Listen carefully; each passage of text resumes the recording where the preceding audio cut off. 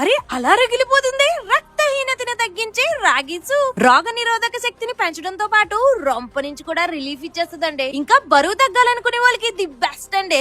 బిగించేసేదారండి. ముందుగా ఒక గిన్నెలో 4 టేబుల్ స్పూన్ల రాగి పిండి, అరకప్పు నీళ్లు పోసుకుని ఉండ లేకుండా కలిపేసుకుని పక్కన పెట్టేసుకోండి. ఇంకో గిన్నెలో కొంచెం నూనెసి సన్నగా తరిగిన అల్లం, వెల్లుల్లి, పచ్చిమిర్చి, ఉల్లికాడలు లేదంటే ఉల్లిపాయ ముక్కలు వేసుకుని క్యారెట్ ముక్కలు, స్వీట్ కార్న్ గింజలు కూడా వేసేసుకోండి. లేదంటే మీకు అందుబాటులో ఉన్న వెజిటేబుల్స్ మాత్రమే వేసుకుని 2 నిమిషాల పాటు వేపేసుకున్నాక 3 కప్పులు నీళ్లు పోసుకుని కొంచెం ఉప్పు, కాస్త మిరియాల పొడి వేసుకుని కలిపేసుకుని మరుగుతున్నప్పుడు మనం కలిపి పెట్టుకున్న రాగి పిండి మళ్ళీ ఒకసారి కలిపేసి కలుపుకుంటూ వేసేసుకోండి. అలాగే 5 నిమిషాల పాటు సిమ్ టు మీడియం ఫ్లేమ్ లో ఇలా చిక్కబడేంత వరకు మరిగించేసుకున్నాక ఆకన కాస్త కొత్తిమీర చల్లుకుని ఒక గిన్నె వేసుకుని వేడివేడిగా ఉన్నప్పుడే నిమ్మకాయ పెట్టుకుంటే అదే ఉంటదండి. రానున్న రోజులన్నీ రత్నాలమయమైనట్టు ఉంటదండి.